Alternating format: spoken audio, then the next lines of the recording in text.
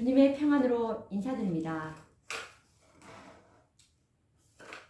오늘은 이 1888년 기별로서 존스와 와그너가 전했던 이 계시록 18장 천사가 전한 이 믿음으로 말미암은 의에 그 믿음이 무엇인지, 믿음의 실체가 무엇인지에 대해서 우리가 한번 연구해 보도록 하겠습니다. 믿음의 실체에 대해서 우리가 이 믿음이 없이는 하나님을 기쁘게 할 수가 없습니다. 왜냐하면 로마서 14장 23절에 보시면 믿음으로 쫓아 하지 아니하는 모든 것이 죄라고 말씀하셨고, 죄는 전혀 하나님을 기쁘시게 할 수 없기 때문입니다. 바로 이런 이유 때문에 1898년 10월 18일 리뷰 앤 헤럴더지의 첫 페이지에서 예언의 신에서 말한 바와 같이 성경에서 우리에게 믿음을 길러야 할 필요성을 강조할 때 그 의미하는 바를 아는 것은 다른 어떤 지식을 얻는 것보다도 훨씬 더 중요합니다. 그리고 이런 이유에 근거해서 이번 호부터 리뷰지의 본안에 믿음에 관한 성경의 가르침을 계속 기고하여 모든 독자들로 하여금 믿음이 무엇이고, 그리고 어떻게 하여 믿음이 오고, 그리고 믿음을 어떻게 행사할 것인지에 하는 등의 어떤 다른 지식을 얻는 것보다도 훨씬 더 중요한 이 지식을 얻도록 하려고 합니다. 성경에서는 우리에게 믿음을 길러야 할 필요성을 강조할 때 그 의미하는 바를 알 수 있도록 하기 위해서 무엇보다도 먼저 믿음이 무엇인가를 아는 것이 중요하다고 생각합니다. 솔직히 말해서 믿음이 무엇인가를 지식적으로 알지도 못하는 사람에게 믿음을 길러야 하는 필요성을 강조해 보았자 별로 의미가 없는 것입니다. 성경에서 주님이 믿음에 대해서 너무나 분명하게 말씀하셨지만 믿음이 무엇이라는 것을 모르는 교인들이 참으로 많다는 것은 슬픈 일입니다. 그들은 믿음의 정의가 무엇이라는 것 정도는 알고 있을지 모르지만 그 실제가 무엇이고 그 정의에 들어있는 사상이 무엇인지를 알거나 깨닫지는 못하고 있습니다. 이런 이유 때문에 지금 믿음의 정의를 다루는 것보다는 오히려 믿음에 관한 이야기를 들어서 연구하는 것이 좋을 것으로 생각합니다. 다시 말하면 믿음이 무엇인가를 아주 분명하게 보여주는 이야기를 보면서 그 실제 자체를 볼 수 있도록 하고 싶습니다. 믿음은 하나님의 말씀으로 말미암아 이르러 옵니다. 그러므로 하나님의 말씀에서 그 믿음을 찾도록 해야 할 것입니다.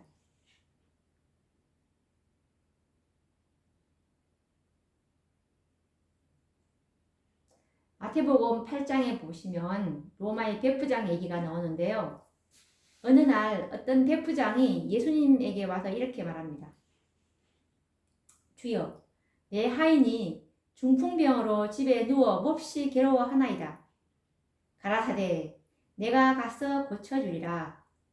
백부장이 대답하여 가로되 주여, 내 집에 들어오심을 나는 감당치 못하겠나이다. 다만 말씀으로만 하옵소서. 그러면 내 하인이 낫게 삽나이다.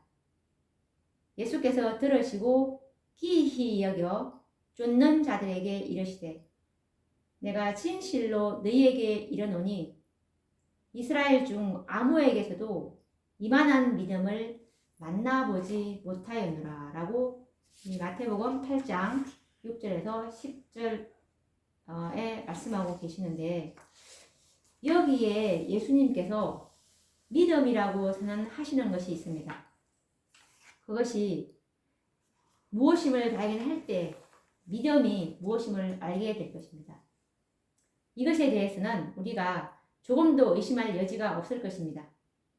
왜냐하면 그리스도는 믿음의 주가 되시는데 그가 백부장이 나타낸 것을 믿음, 곧 큰 믿음이라고 말씀하셨기 때문입니다. 그러면 여기에서 믿음은 어디에 있습니까? 백부장은 어떤 일이 이루어지기를 원했는데 그가 주님께서 그 일을 해주시기를 원했습니다. 그런데 주님께서는 내가 가서 고쳐주리라 라고 말씀하셨을 때 백부장은 그걸 막으면서 다만 말씀으로만 하옵소서. 그러면 주님의 말씀대로 될 것이라고 대답했습니다. 이제 백부장은 무엇이 그 일을 할 수 있을 것이라고 확신했습니까? 다만 말씀으로만 하셔도 될 수 있다고 확신했습니다. 백부장은 그의 하인을 치료하기 위해서 오직 말씀에만 의존했습니다. 그래서 예수님은 그것을 믿음이라고 말씀하셨습니다.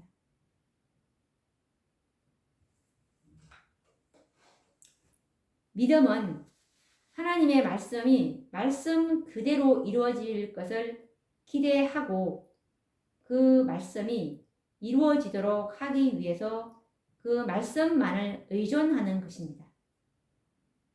그것이 믿음이고 또 믿음은 하나님의 말씀에서 오는 것이므로 하나님의 말씀은 믿음을 마음속에 넣어주기 위하여 말씀 그 자체 안에 있는 그 말씀이 말하는 바를 이룰 수 있는 능력이 있다는 것을 분명히 가르치고 있습니다. 그리고 이것은 분명한 진리고 하나님의 말씀은 바로 이것을 가르치고 다른 어떤 것을 가르치고 있지 않습니다. 그러므로 이것은 참으로 믿으신 말씀이고 믿음으로 충만한 말씀인 것입니다. 성경의 맨 처음 장의 대부분이 믿음 안에서 가르치는 말씀임을 알 수가 있는데 여기에서 믿음을 분명하게 깨우쳐 넣어주는 6구절의 분명한 말씀이 있고 여기에 첫 절을 이 6구절을 근본적으로 연결시키는 말씀으로 보면 7구절의 말씀이 있는데요. 믿음을 넣어주기 위해서는 하나님의 말씀은 그 말씀하는 바를 스스로 이룬다는 것을 가르쳐야 합니다. 그러면 성경의 맨 처음 절부터 한번 읽어보도록 하겠습니다. 성경에 보면 맨 처음 절이 태초에 하나님이 천지를 창조하시느니라 라는 말씀이 있죠. 그러면 하나님께서 천지를 어떻게 창조하셨습니까? 여호와의 말씀으로 하늘이 지음이 되었으며 그 만상이 그 입기운으로 이루었도다. 저가 말씀하심에 이루었다고 시편 33장 6절에서 9절에 기록하고 있습니다. 하나님께서 말씀하시기 전에는 없었지만 말씀하시니 이루었다는 것입니다. 단지 말씀하심으로 이루어진 것입니다. 오직 말씀이 그것을 이루는 것이죠. 그러나 흑암이 모든 깊음 위에 있었습니다. 하나님께서는 여기에 빛이 있기를 원하셨습니다. 모든 것이 완전히 흑암이었을 때 어떻게 하여 빛이 있을 수 있게 하셨습니까? 하나님께서는 다시 말씀하셨습니다. 뭐라고 말씀하셨냐면 하나님이 가라사대 빛이 있으라 하심에 빛이 있었고 그러면 빛이 어디에서 왔습니까? 하나님이 하신 말씀이 이 빛을 창조하신 것입니다. 시편 119장 130절에 보시면 주의 말씀을 열므로 빛이 빛이었다 라고 말씀하고 있습니다. 첫째로 궁창, 곧 공중이 없었는데 하나님은 궁창이 있기를 원하셨습니다. 그러면 어떻게 궁창이 있게 되었습니까? 하나님이 가라사대 궁창이 있어 그대로 되니라 라고 말씀하셨죠. 그대로 되니라 라는 말의 이 다른 번역은 이렇게 되었느니라 라고 했습니다. 무엇이 궁창을 있게 하였습니까? 무엇이 궁창을 이렇게 있도록 만들었습니까? 오직 말씀입니다. 하나님이 말씀하셨을 때 말씀 그대로 되었던 것입니다. 하나님께서 말씀하신 그 자체가 이것이 존재할 수 있도록 하였습니다. 그리고 다음에 하나님께서는 이제 묻이 있기를 원하셨는데 이 묻이 어떻게 있을 수 있게 되었습니까? 하나님께서는 또 말씀하십니다. 하나님이 가라사대 천하의 물을 한 곳으로 모이고 묻이 드러나라 하심에 그대로 되니라 라고 하셨습니다. 그 다음에 채소와 과목이 있었습니다. 이것들은 또 어떻게 생기게 되었을까요? 다시 하나님께서 말씀하십니다. 하나님이 가라사대 땅은 풀과 씨 맺는 채소와 각기 종류대로 씨 가진 열매 맺는 과목을 내라 하심에 그대로 되니라. 그리고 또 하나님은 다시 말씀하십니다. 하나님이 가라사대 하늘의 궁창에 광명이 있어 그대로 되니라. 다시 하나님께서는 말씀하십니다. 하나님이 가라사대 묻들은 생물로 번성케 하라. 그대로 되니라. 이와 같이 여호와의 말씀으로 만물이 창조되었습니다. 하나님은 말씀만 하셨으며 말씀하신 대로 그대로 이루어졌던 것입니다. 하나님의 하신 말씀 자체가 만물을 창조하였습니다. 이와 같은 방법으로 하나님께서 만물을 창조하셨습니다. 구속 사업에 있어서도 마찬가지입니다. 그는 오로지 말씀으로 병자를 치료하셨고 마귀를 쫓아내셨고 태풍을 잔잔케 하셨고 문둥병자를 깨끗하게 하셨고 죽은 사람을 살리시고 죄를 용서하셨습니다. 이 모든 일에서도 역시 저가 말씀하심에 이루었으며 라는 말씀 그대로 이루어지는 것입니다. 그러므로 그는 어제나 오늘이나 영원히 동일하십니다. 언제나 창조주이시며 언제나 말씀으로만 모든 일을 하십니다. 그리고 언제나 그의 말씀으로 모든 일을 하실 수가 있는 것입니다. 왜냐하면 이것이 바로 하나님의 말씀의 특성이고 하나님의 말씀은 그 말씀하신 일을 스스로 이루는 하나님의 능력을 지니고 있기 때문입니다.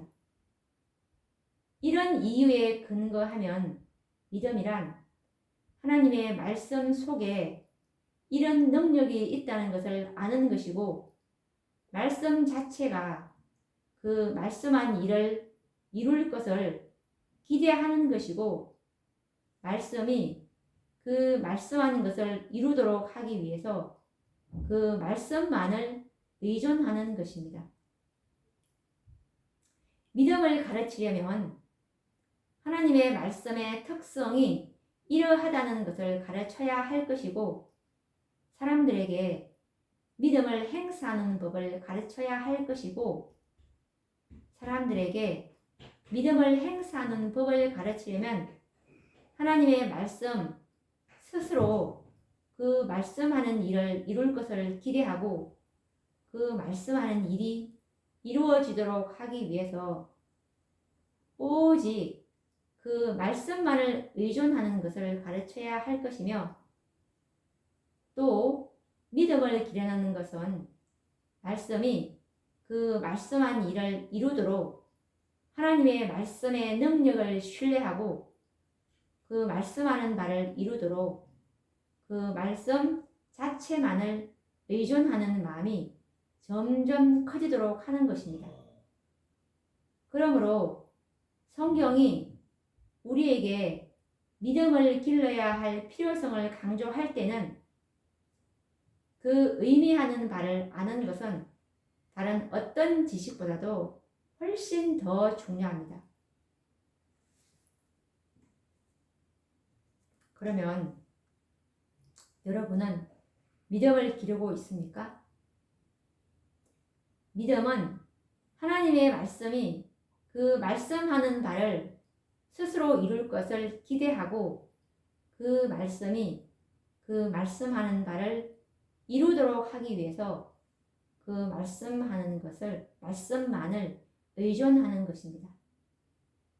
이것을 분명하게 이해할 때 믿음은 바라는 것들의 실상이요 보지 못하는 것들의 증거니라는 말씀이 어떠하다는 것을 아주 쉽게 깨달을 수가 있습니다. 하나님의 말씀에 창조의 능력이 들어 있으므로 그 말씀에서 말씀하는 일의 실상을 창조할 수 있고, 믿음은 말씀 자체가 그 말씀하는 바를 이룰 것을 기대하고 그 말씀하는 바를 이루도록 하기 위해서 오직 말씀만을 의존하는 것이므로 믿음은 바라는 것들의 실상이라는 것을 아주 분명하게 알 수가 있는 것이죠.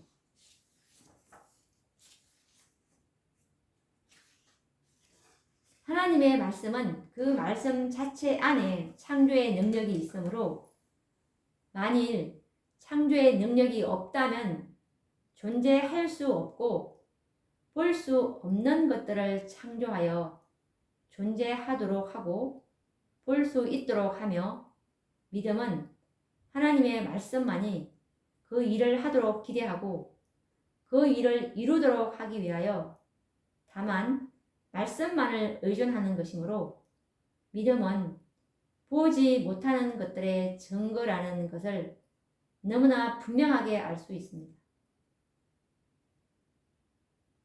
이와 같이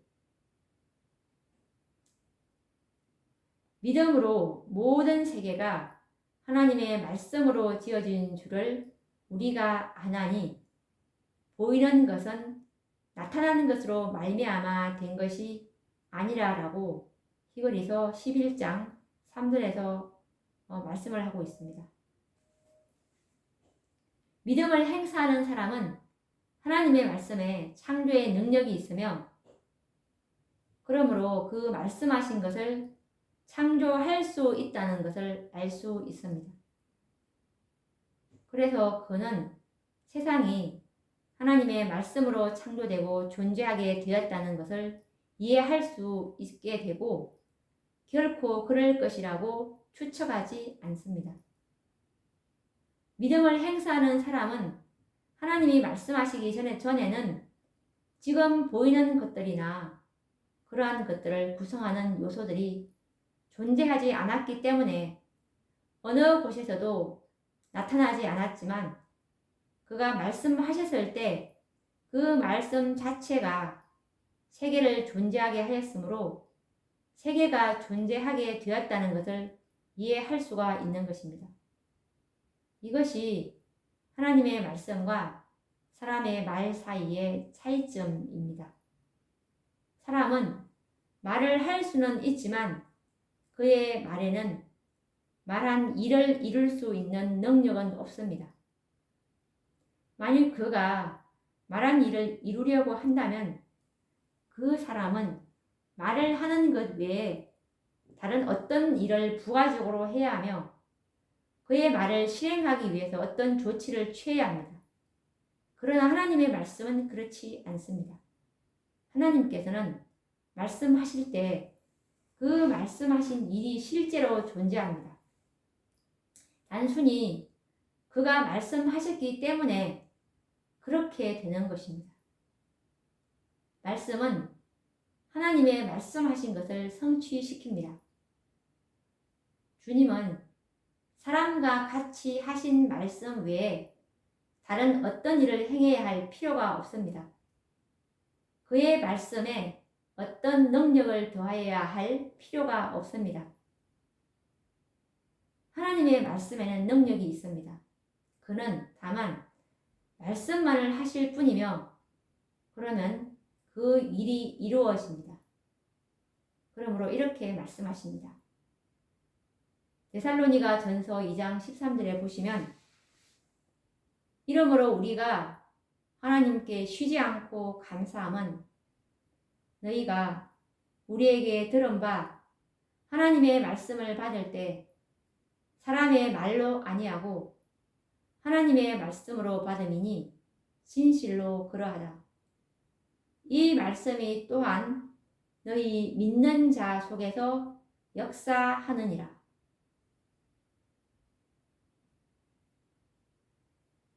이 말씀은 곧 하나님의 말씀은 믿음을 행사하는 우리의 속에 역사하고 있는 것입니다. 이것도 역시 하나님이 거짓말을 하실 수 없다는 것을 보여주는 것입니다. 하나님이 거짓말을 하실 수 없는 것은 단순히 거짓말을 하기를 원하시지 않기 때문일 뿐만 아니라 또 거짓말을 하실 수도 없기 때문이기도 합니다. 오직 거짓말을 하실 수 없기 때문에 거짓말을 하실 수가 없는 것입니다. 하나님께서 거짓말을 하시는 것은 전혀 불가능합니다. 그러므로 하나님께서 말씀하실 때 그 하신 말씀 속에는 창조의 능력이 있어서 다만 말씀만 하면 말씀하신 그대로 되기 때문에 거짓말을 하시는 것은 전혀 불가능합니다. 사람은 말을 할 수는 있지만 실제로 그 말과 같지 않을 수도 있습니다. 이와 같이 사람은 거짓말을 할 수가 있습니다. 그렇지 않는 것을 말하는 것은 거짓말을 하는 것이 되기 때문입니다. 그러므로 사람은 거짓말을 할 수가 있습니다. 왜냐하면 사람의 말에는 그 말대로 이룰 수 있는 능력이 없기 때문에.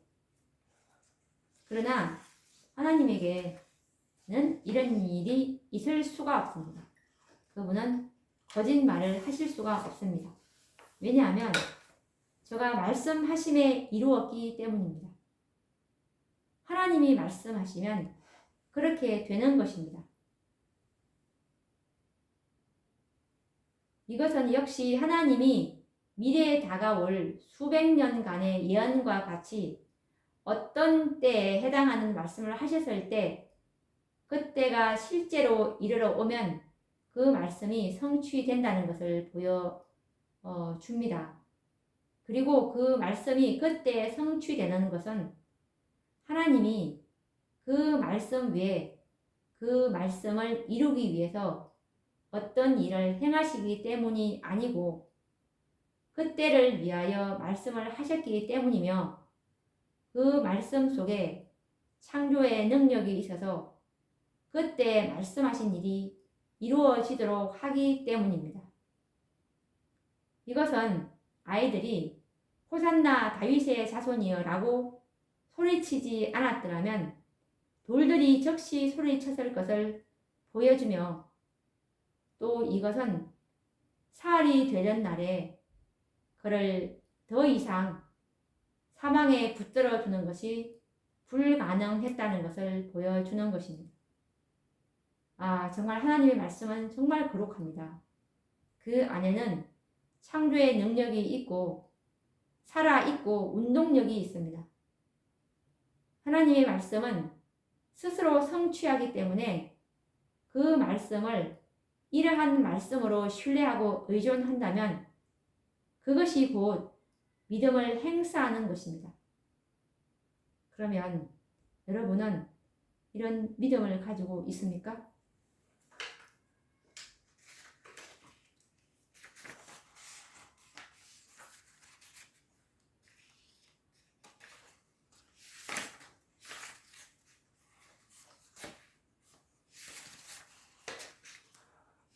성경이 우리에게 이 믿음을 길러야 할 필요성을 강조할 때 그 의미하는 바를 아는 지식은 우리가 얻을 수 있는 다른 어떤 지식보다도 훨씬 더 중요합니다. 이 지식은 믿음을 길러야 할 필요성에 대해서 성경에서 말씀하는 것을 아는 지식이라는 것에 유의하기 바랍니다. 다시 말하면 성경은 우리가 믿음을 가져야 할 어떤 필요성에 대해서 많이 말하지 않고 믿음을 길러야 할 필요성에 대해서 아주 많이 말씀하고 있다는 것입니다. 이렇게 말한 이유는 처음 신앙할 때 모든 사람이 믿음을 받았으므로 그들에게 남아있는 문제는 오직 믿음을 길러야 한다는 것입니다. 아무도 이미 받은 믿음을 기르지 않고서는 그 받은 믿음보다 더 큰 믿음을 가질 수가 없습니다. 믿음을 기를 때 믿음만큼 빨리 자라는 것이 일찍이 없었습니다. 그러므로 성경은 데살로니가 후서 1장 3절 말씀처럼 믿음이 더욱 자라고 라고 말씀하고 있습니다. 믿음은 하나님의 말씀이 스스로 그 말씀하는 것을 이룰 것을 기대하고 그 말씀하신 것을 이루도록 하기 위해서 오직 말씀만을 의존하는 것입니다. 다만 말씀으로만 그 말씀하신 것을 이루도록 하기 위해서 하나님의 말씀만을 의존하는 것을 기르는 것이 곧 믿음을 기르는 것입니다. 믿음은 에베소서 2장 8절 말씀처럼 하나님의 선물입니다. 이 선물은 모든 사람에게 주신다는 말씀이 성경에 분명하게 기록되어 있습니다. 로마서 12장 3절에 기록되어 있는데 하나님께서 각 사람에게 나눠주신 믿음의 분량대로 하나님께서 각 사람에게 나눠주신 이 믿음의 분량은 각 사람들로 하여금 장사를 하도록 시키는 자본이고 그래서 모든 사람이 이 자본을 가지고 그들의 영혼 구원을 위해서 장사하고 기르기를 간절히 바라십니다. 이 자본은 이용할 때 언제나 감소할 위험은 절대로 없습니다. 이것은 사용하는 만큼 늘어날 뿐이고 굉장히 잘 자라날 것입니다. 그리고 그것이 자라나는 만큼 분명히 주님의 의와 평화와 기쁨이 주어지며 영혼의 완전한 구원을 보장합니다. 다시 말하면 믿음은 하나님의 말씀으로부터 옵니다. 그러므로 로마서 10장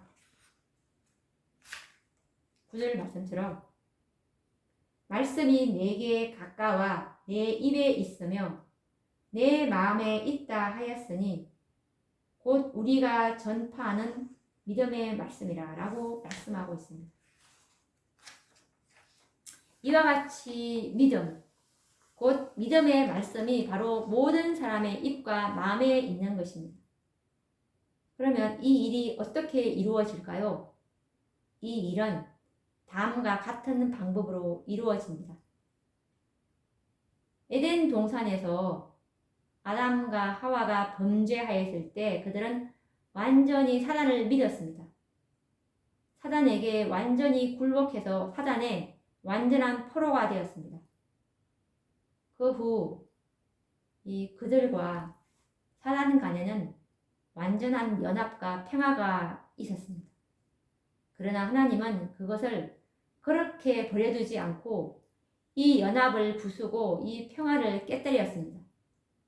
그는 그의 말씀으로 이 일을 하시고 사단에게 이렇게 말씀하셨습니다. 창세기 3장 15절에 보시면 내가 너로 여자와 원수가 되게 하고 너의 후손도 여자의 후손과 원수가 되게 하리니 하나님만이 여자의 후손과 사단의 후손 사이에 혐오감을 넣어줄 수 있습니다. 인간은 타락 후에 그 본성이 악하게 되었고 그 후 사단과 이 타락한 인간 사이에는 평화가 있었습니다. 하나님의 개입이 없었다면 사람들이 하나님을 대적하여 연합을 형성하였을 것이고 그들 간의 싸움 대신에 하나님을 대적하여 계속 싸움만을 하였을 것입니다. 타락한 천사들과 타락한 인간 사이에는 본래부터 정의가 없었습니다. 둘 다 악하고 배도를 통해서 악하게 되었습니다. 악이 있는 곳에서는 어디에서나 항상 악이 선을 대적하며 연합을 이룹니다. 타락한 천사들과 타락한 인간은 친교를 맺습니다. 타락한 천사들의 간교한 대장은 만일 악한 천사들처럼 인간을 끌어들여서 하나님에 대한 반역에 참여하도록 할 수만 있다면 그들은 동맹하여 하늘에 반역하도록 인간을 끌어들이는 그의 대리자들로 설 것입니다. 사람이 하나님을 떠나는 즉시 사단을 혐오하는 능력이 없어집니다. 지상에서 이 인간과 사단 간의 혐오감은 초자연적으로 넣어집니다. 하나님의 개심시키는 능력이 날마다 인간의 마음속에 역사하지 않는다면 신앙으로 키우는 마음이 없고 오히려 사람들은 그리스도 예수 안에서 자유인이 되는 것보다 사단의 포로가 되기를 선택할 것입니다. 하나님이 혐오감을 넣어주시는 것이죠. 그러나 인간은 그렇게 할 수가 없습니다. 우리의 의지를 하나님의 의지에 복종할 때만 그 혐오감이 인간의 마음과 의지를 완전히 돌이키도록 하여서 주의 편에 서게 하는 것이기 때문에 그렇습니다. 우리의 이 자유의지를 하나님께 둔다면 그 혐오감이 들어오게 되는 것이죠. 사단에 대한 혐오감. 하나님이 그의 말씀으로 각 사람의 마음속에 넣어주는 사단에 대한 혐오감과 악에 대한 증오심이 모든 사람들로 하여금 구원을 갈망하게 하고 그 구원은 오직 예수 그리스도 안에서만 발견할 수 있게 하셨습니다. 이와 같이 각 사람의 마음속에 사단에 대한 적이 곧 예수 그리스도 안에서만 발견할 수 있는 구원을 요구하는 악에 대한 정오심을 심어주는 이 하나님의 말씀은 사람들에게 주신 믿음의 선물입니다. 이것은 각 사람에게 나눠주신 믿음의 분량이고 세계의 모든 사람들의 입과 마음 속에 있는 믿음의 말씀입니다. 이것은 곧 우리가 전파하는 믿음의 말씀인 것입니다. 로마서 10장 8절에서 10절 말씀을 보시면 내가 만일 내 입으로 예수를 주로 시인하며 또 하나님께서 그를 죽은 자 가운데서 살리신 것을 내 마음에 믿으면 구원을 얻으리니 사람이 마음으로 믿어 의에 이르고 입으로 시인하여 구원에 이르느니라 라고 말씀하셨습니다. 그래서 누가 우리의 마음에 누가 하늘에 올라가서 우리에게 믿음을 가져다 주겠는가 하고 말하지 말며 누가 음부에 내려가거나 멀리 가서 믿음을 찾아 우리에게 가져다 주겠는가 하고 말하지 말아야 합니다. 왜냐하면